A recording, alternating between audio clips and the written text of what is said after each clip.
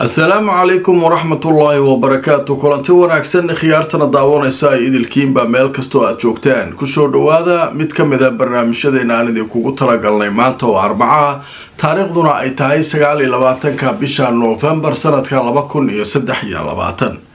barnaamijkan waa kii ugu horeeyay waxaana ku soo qaadan doonaa macluumaad kala duwan.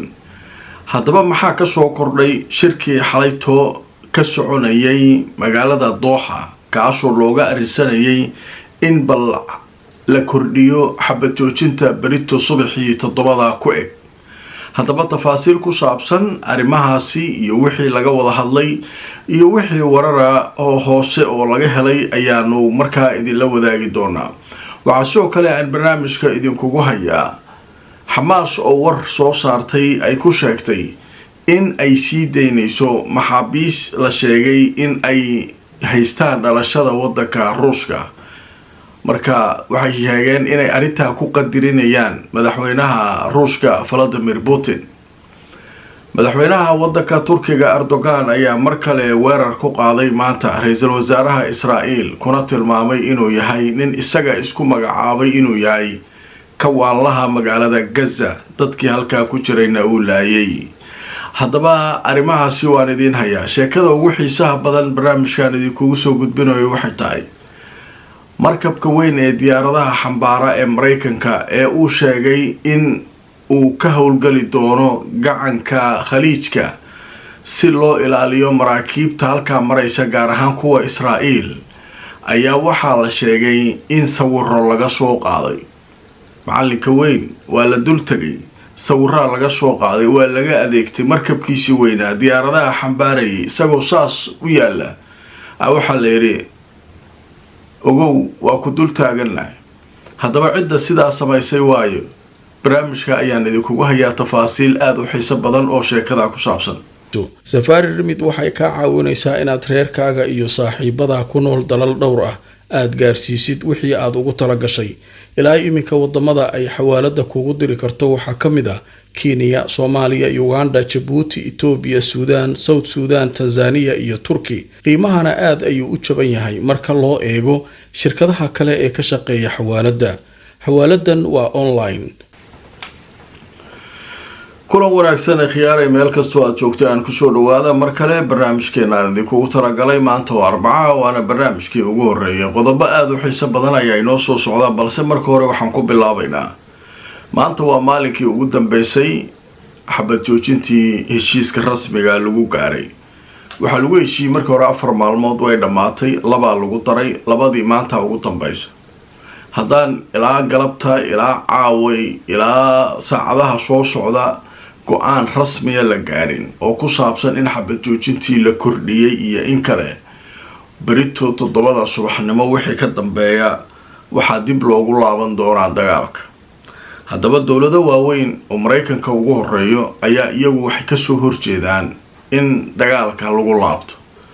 waxay ka shaqaynayaan sidii loo sii wadi lahaa xabad joojinta ilaa inta dadka la haysto laga soo daynayo.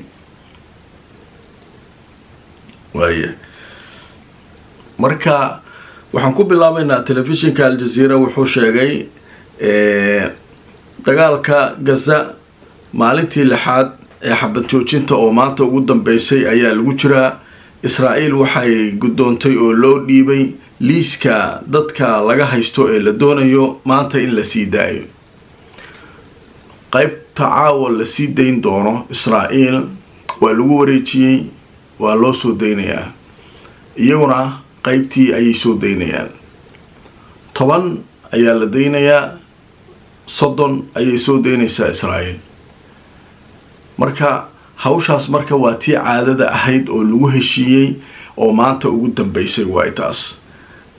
wax walba marka waxay ku soconayaan sidii loogu talagalay ilaa inta heshiis rasmiya laga gaarayo.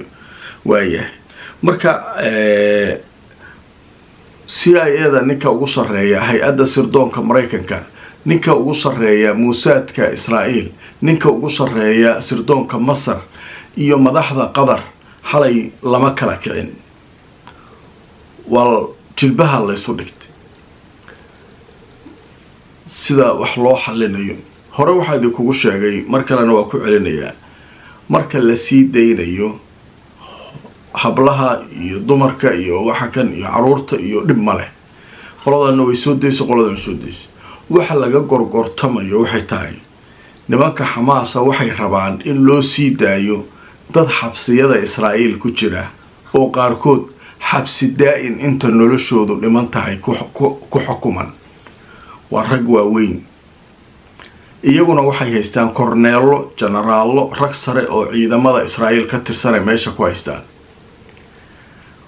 Israa'iil marka waxay ka meermeeraysaa ragga khatarta ah waxa ku jira nin halis ah oo Israa'iil u aragto halis oo ay ku tilmaantay inuu yahay maskaxda qaraxyada iyo waxa isqarxiya ah ninkaas oo xabsi daa'im ku xukuman marka sheekooyinka marka way isku milqan yihiin Israa'iil marka waxay rabtaa dadkan kale oo meesha dhooban ee buuxa waxa rabtiin ka qaat ma yeelin nimankan haddaan daynayno dadka aan rabno annagana naloo soo daynaa waa la isku jilba murxay waa la isku baaba'ay meesha Xamaas marka iyadu shirka ma fadhido laakiin shirka waxa ka socda la wadaagaya qadar sababtoo Xamaas lama fariisanin ayaga laakiin Xamaas dooxay dhinaca ka joogaan qadara marka dhexdhexaadin ka meesha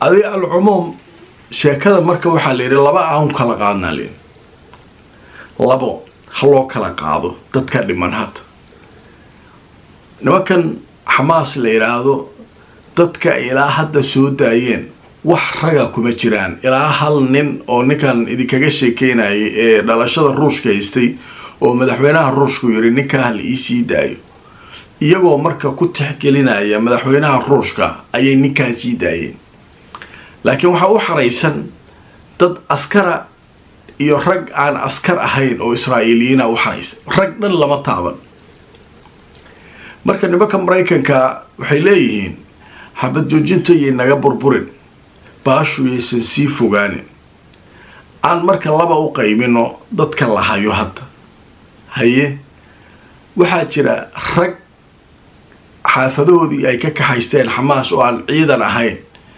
raggaas hadda laga dhigo marxaladan soo socota hadiiba lagu daro lagu heshiiyo 2 maalmood ama 3 maalmood lagu daro qaybtaas ragga aan ciidanka ahayn oo shacabka ah oo maaragtay hala soo daayo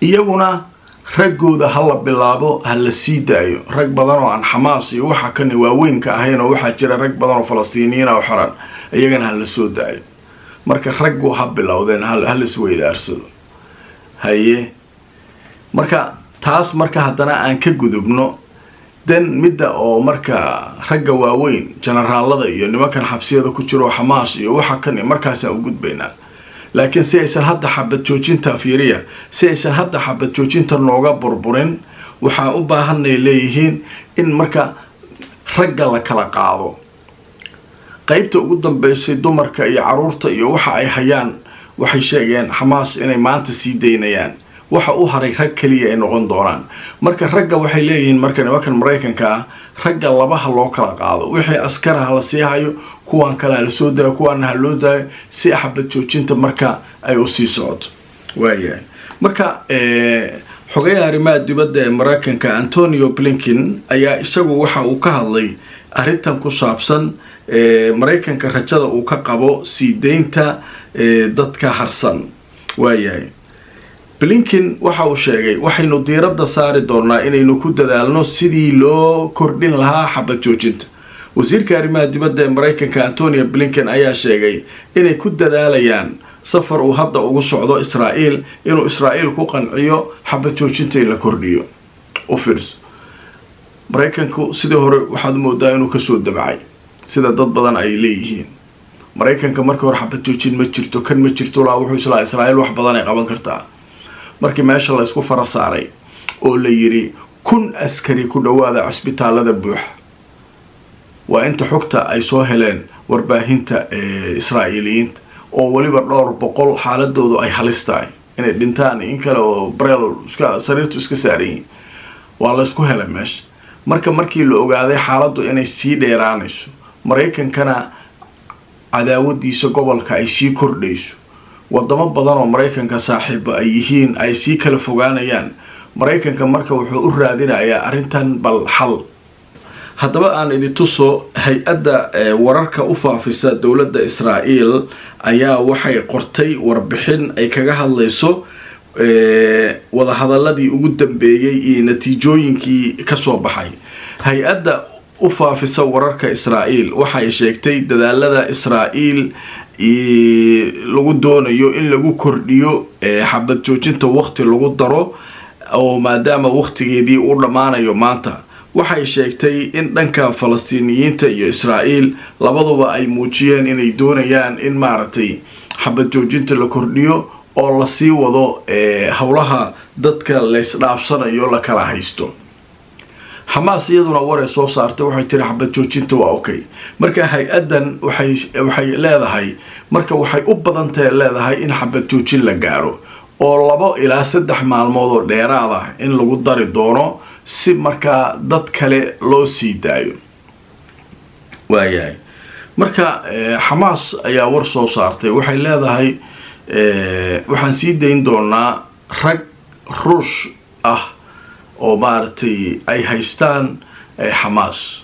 waxaan ku soo dari doonaa dadka la sii deynayo ma saacadaha soo socda way ku jiri doonaan.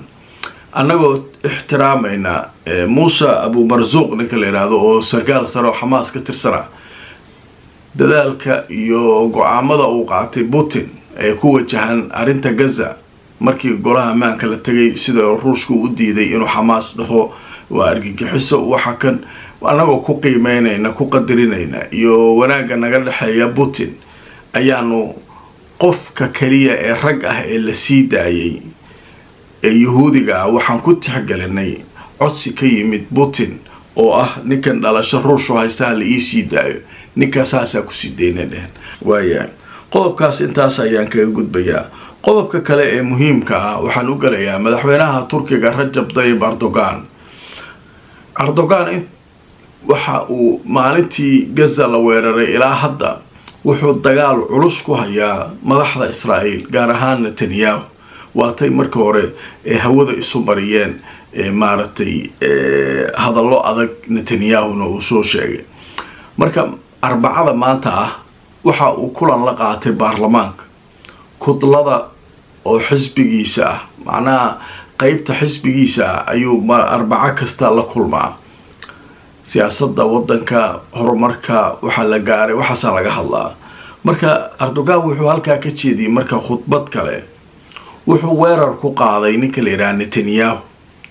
wuxuu yiri isaga isku tilmaamo dhahay dhaqankiisa inuu yahay jazaar waxa la yiraahdo kawaanlaha Gaza ayuu noqdo ninkaas. dadka 2 milyan oo qof ayuu go'doomiyay meel uu ku xiray korontadii uu ka jaray biyihii uu ka jaray wax kasta u diiday halkaas uu ku duqeeyay.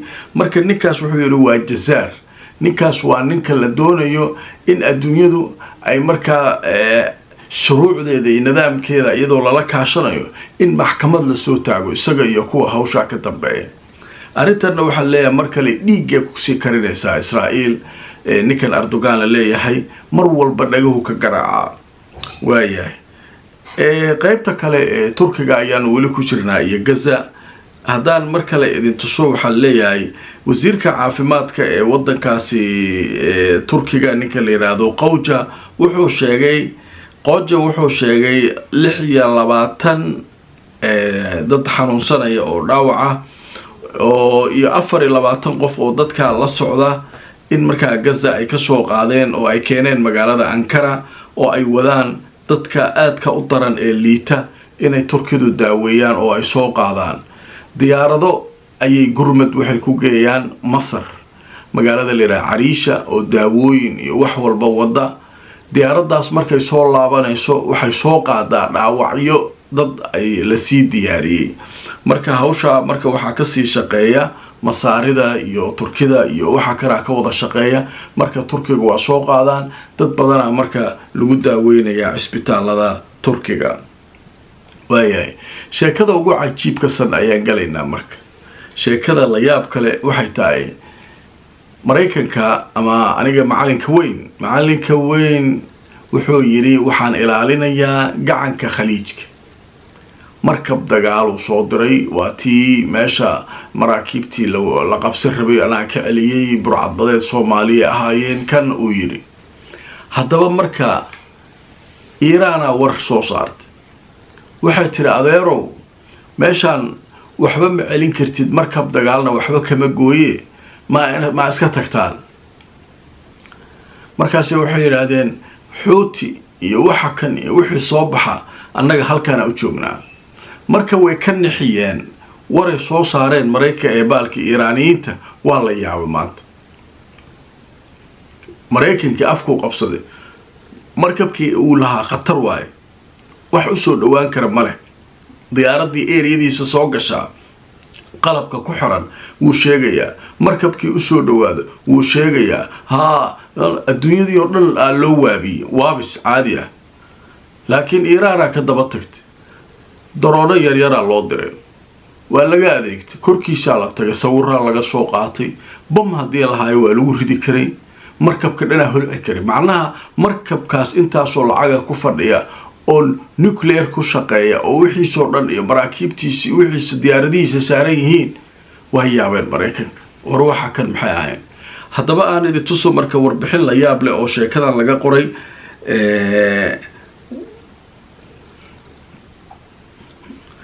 waayahay haddaba marka wakaalada wararka ee wadanka ruushka ee la yiraahdo Sputnik waxay sheegtay diyaarad daroona oo Iiraan ay leedahay ayaa dushiisa tagtay markabka diyaaradaha xabaara ee Mareykanka uu soo diray khaliijka Cadan iyo badda Cumaan. waayahay warbixinta marka way sii socotay sawiradii la soo qaadayna waa la soo dhigay banaanka. marka warbixinta waxay leedahay waa sheeko runtii aad cajiib waa yaaban yihiin Mareykanka. waxay faafisay ciidamada badda ee Iiraan waxay faafiyeen sawiro muujinaya diyaarad daroona oo Iiraan ay leedahay oo dul tagtay markabka diyaaradaha xambaara ee Mareykanka ee la yiraahdo Eisenhower. Eisenhower waxa uu ka mid yahay maraakiibta ugu awoodda badan Mareykanka sida ay sheegaan adduunka. korkiisa la tagay isagoon waxba ka ogeyn wuxuuna ku sugnaa khaliijka Cadan meesha la yiraahdo gacanka Cadan ayuu ku sugnaa iyo badda Cumaan. arintani waxay dhacday maalmo markii taliyaha ciidamada badda ee ilaalada kacaanka wadanka Iiraan uu sheegay waxa kan wadaan iska joojiya haddii kale diyaaradaheenu way idin dul taagan yihiin saacadaas. marka waxba meesha kuma haysaan. marka hadalkiisa ciyaaray u qaateen nimanka la yiraahdo raxanta maraakiibta Mareykanka ee halka jooga. laakiin sawiradan markay soo baxeen waa la yaabay. calanka weyn waa yaabay markabkii uu ku dhaaranay khatar waayo uu lahaa inta la dul tagay laga adeegtay sawir laga soo qaatay meeshaas wixii la rabo laga sameyn karay la iska soo laab. waxa leeyahay meesha waxa ku booteynaysid waxa aad leedahay waxaana sameey ruuxa waa ka horeeyay. marka meeshaan waxba kama qaadi kartid markabkaana gabgabtiisi wixiisa iyo yaan dhibaato ka soo gaar meesha kala tagaala. waxa isweydiina marka hadda dib waxa loogu laabanaa qalabkii ku rakibnaa markabka wixii oo dhan saraakiishii saarneed sidee loo qaaday sidee diyaaradan daroonka sawirada khatarta uga qaaday markabka. waa tahay daawadayaal barnaamijkeeni inta ayaan ku soo gabagabeynayaa. wuxuu ahaa qodobkii ugu dambeeyay barnaamijkana wuxuu ahaa kii ugu horeeyay. daawadayaal inta aan barnaamijka lamid ah ku kulmayno waxaan idinkaga mahad celinayaa sida wanaagsan barnaamijka aad fariimaha u soo qortaan like u saartaan una share gareysaan. sidoo kale haddaad ku cusub tahay subscribe saar youtube-ka haddaad ku cusub tahay facebook-na follow garey. intaan mar kale kulmayno akhyaaray nabadgelyo.